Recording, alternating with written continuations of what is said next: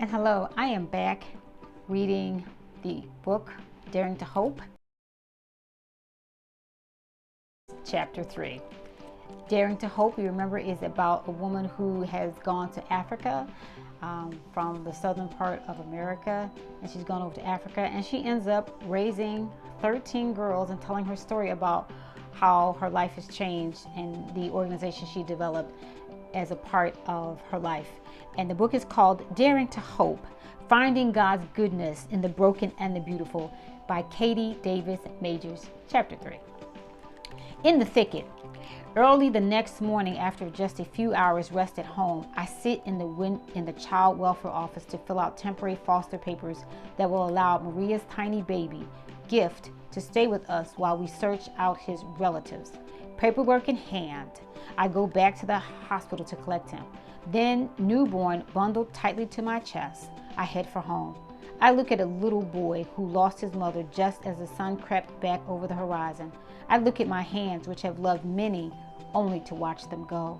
And I make a list of blessings in my head, even without a sticky note. Christmas carols, newborn baby fingernails, children who will be so excited to welcome this little one. I look at his sweet baby face, and hope surges up in me at this new life.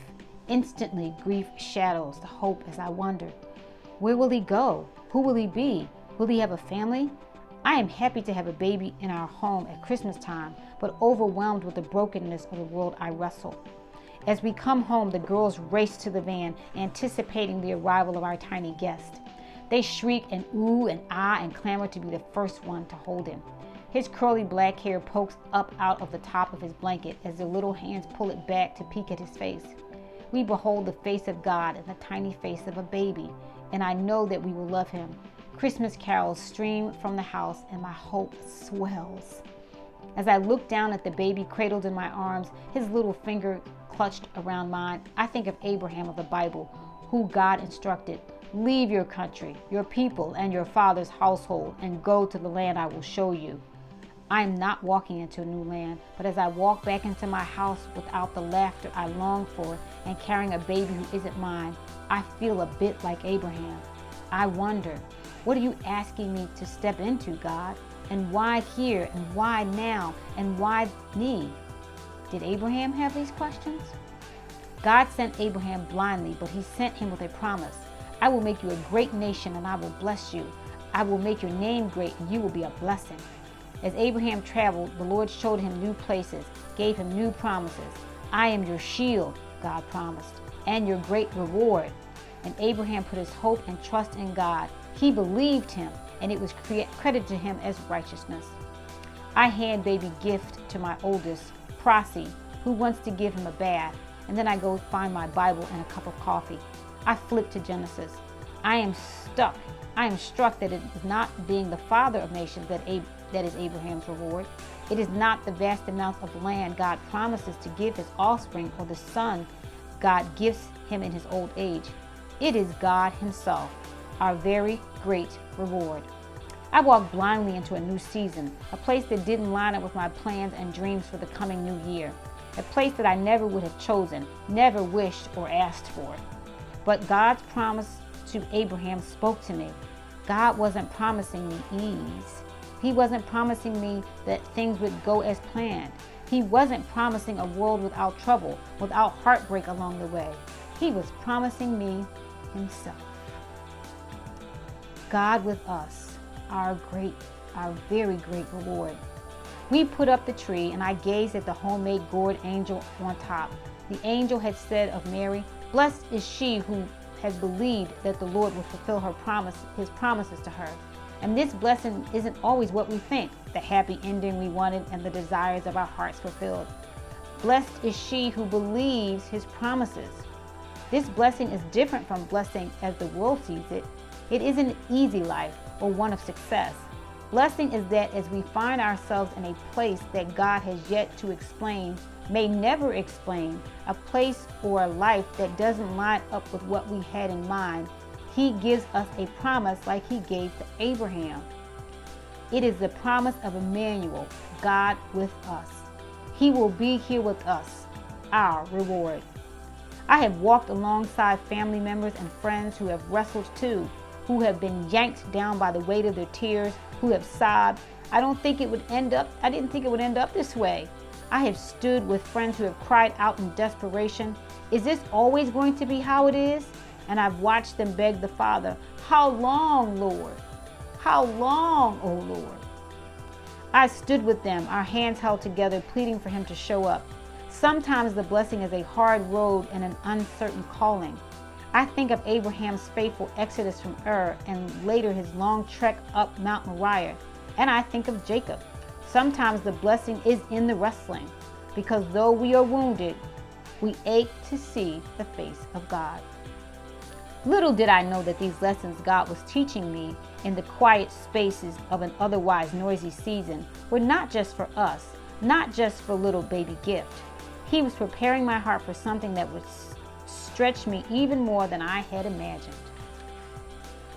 A few months later, on a Monday, the gate rattled open. There stood Jane and her mother. Lisa had lost her job and had been evicted from their small home. They needed a place to stay while she looked for work. Jane was sicker than I had ever seen her, and their need for help and restoration was clear. So we opened the gate, and my heart a little wider. My children excitedly accepted them into our guest room while my heart wrenched and my wounds reopened, and I did my very best to put into practice all I had believed on paper. Sometimes you lead with the will and the heart follows. I wanted to love them. I wanted to obey God. I wanted to do what was very best for this family, even if it didn't bring about the resolution I selfishly wanted. I had been learning to see his goodness, just barely believing it, and now the situation that had me reeling was no longer 5 hours away. It was down my hallway. I would wrestle again. I would learn to be thankful for a season to love them, a season to strengthen their new family of 2 before they moved out again. I watched Jane's mother parent, and I tried to teach without criticizing. I opened my Bible to teach her the word, even when she was unreceptive. I watched my Jane behave in ways I'd never seen in her before and grumble because it was different and foreign. My own daughter, whom I know better than anyone else does, was talking and gesturing and acting like her first mother in my own living room. I had been replaced. It wasn't the neatly wrapped up story that I had asked for, the thing that I thought I wanted, my daughter back. Well, this wasn't how I had wanted it, and it wasn't what I had wanted anymore. I shut myself in my room at night and complained to God just as much as I wrestled. My heart was drawn back to the story of Abraham and his faith in God's promise. Some time later, God tested Abraham. He said to him, "Abraham?" "Here I am," he replied. Then God said, "Take your son, your only son, Isaac, whom you love, and go to the region of Moriah. Sacrifice him there as a burnt offering on one of those mountains I will tell you about." Early in the morning, Abraham got up and saddled his donkey. I can't imagine the pain and confusion of Abraham as he loads his donkey with firewood as he treks up the pebbly mountain next to his beloved son. This is the son whom he prayed for. This is the son that God promised to him to make him a great nation. He had promised an everlasting covenant to the son and his descendants, and now he would take him away? And yet faithfully, Abraham loads the donkey and climbs the mountain. How I long to know this blind trust. And he was teaching me. This is the kind of trust God wanted me to know of him as we opened our home and our hearts wider. To baby Gift, to Jane and Lisa, to pain that would make us stronger, to the God who will fulfill his promises without fail. I envisioned Isaac plodding along next to his father, the firewood on his back. Genesis says that Abraham carried the knife in the fire, and I wondered if his hands trembled with the unknown, with the weight of the task that the Lord had asked of him. Isaac spoke up and said to his father, Abraham, "Father?" "Yes, my son," Abraham replied. "The fire and the wood are here," said Isaac, "but where is the lamb for the burnt offering?" Abraham answered, "God himself will provide the lamb for the burnt offering, my son." It is a bold claim that he makes, unwavering before he can see any proof of it. God will provide the lamb. Abraham is so certain. Do I believe this? That whatever the mountain is, no matter how steep or seemingly hopeless, though the pebbles slip under my feet as I trudge onward, God will provide? That no matter what I've been asked to sacrifice, God will provide. God will provide the strength. God will provide the grace. God will provide the way. Isn't that what I read in Romans? What I wrote on that hot pink sticky note? He who did not spare his own son, but will also give He who did not spare his own son will also give us all what we need. Abraham builds his altar and piles his wood with it. Isn't this what I had read in Romans? What I wrote on that hot pink sticky note? He who did not spare his own son will also give us all we need. Abraham builds his altar and piles it with wood. He binds his son there and reaches out his hand to slay him. His trust in God to provide a way out is unimaginable. And just as he lifts his hand, he hears a voice from heaven call his name, stopping him and instructing him to lay down his knife. Abraham looked, and there in the thicket he saw a ram caught by its horns. I weep. There in a thicket, a ram away. So Abraham called that place, the Lord will provide. And I know that it is true. Not only did God provide a ram, but he provided the lamb. He didn't just spare Abraham's son, he provided his son. He spared us too. And if he would indeed give his very own son, our lamb in the thicket, it hung on the cross as the offering in place of you and me, then certainly all of our unexpected places are also named, the Lord will provide. In place of our certain death, he gave his own son. I could trust him to give me what I needed here too. Sometimes we feel that we're carrying the knife, climbing that mountain with our faces set against the wind and wondering all the long way why God would call us to this, how he could ask this of us. But years later, I know this to be undeniably true. God, who did not spare his own son, will provide what we need when we need it, even when we don't know what we need or that we need it. God sees you and me in our pain and brokenness. He sees you walking a difficult path when the sun goes down and your life is a far cry from that which you expected or dreamed of. He sees you, dear friend, when the ending of the story is not the one you yearned for and your prayers seem unanswered and it all just feels like a bit of a mess. He wants to name these places the Lord will provide. In the places where you thought life might be easier, when you thought things might be different, when you thought you might be better, be more, God provides his son, who meets you and provides grace for your gaps and light in your darkness. His deep desire is for us that we would know his love in these unexpected broken places, and that we would know the true hope found only in his son Jesus, the Lamb, who never ever stops reaching out for us, who cups our pain in his nail-scarred palms and cradles our hearts close to his. He wants to be our reward. It is a bold claim to look up your mountain, to look out over the dry, cracked places and the barren places and the broken places, outcomes yet unknown, and call the place the Lord will provide. To believe that he will when we cannot yet see how. But perhaps that was the offering he was looking for in the first place.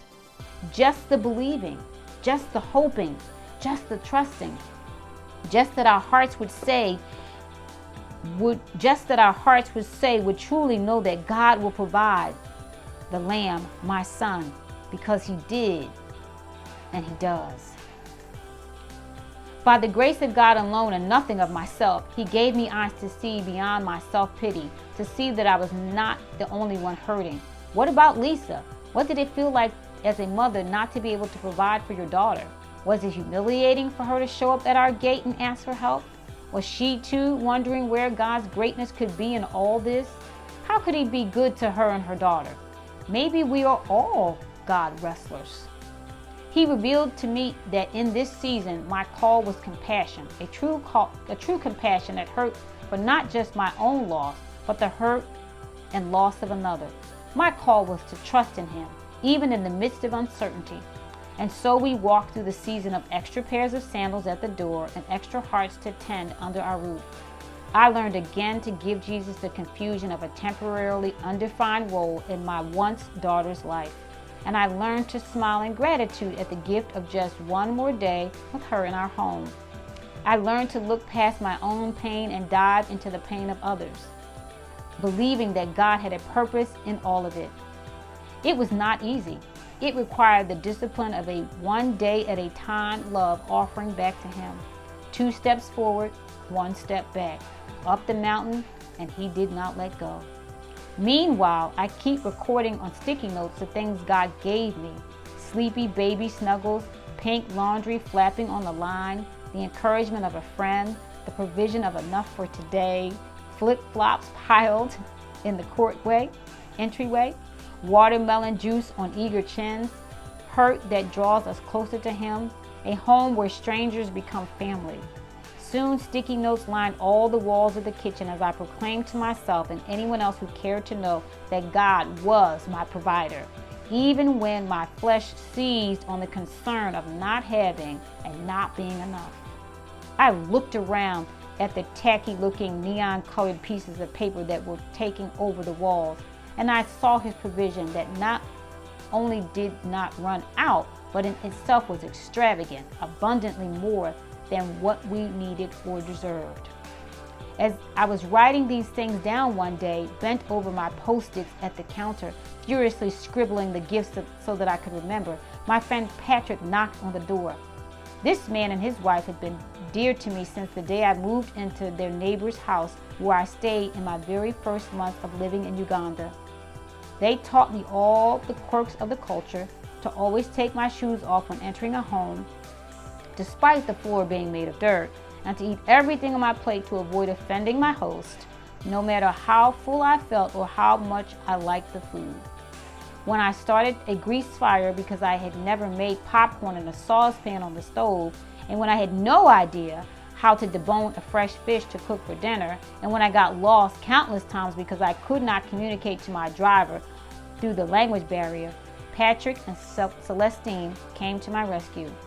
Their 6 beautiful daughters had been among the first children to steal my heart with their joy and generosity. These people had been my first true friends in this country. Now we lived farther from each other, and it was unusual for Patrick to stop by my kitchen unannounced. I beamed when I saw him, and I could tell he had something to say, something that appeared to make him nervous. I made small talk, asking about his wife and children, trying to create a safe and comfortable space for him to broach whatever topic had brought him here. The whole time I spoke, his eyes did not leave the babe sleeping soundly in Prossie's arms on the nearby couch. I came because my wife and I, Patrick paused as if he could feel the weight of the words he was about to speak. We feel that we love to have the baby gift in the way that you have your children. It seems that it is what God would love us to do as well. I stood stunned. My eyes welled with tears and I whispered, "Oh, Patrick, adoption?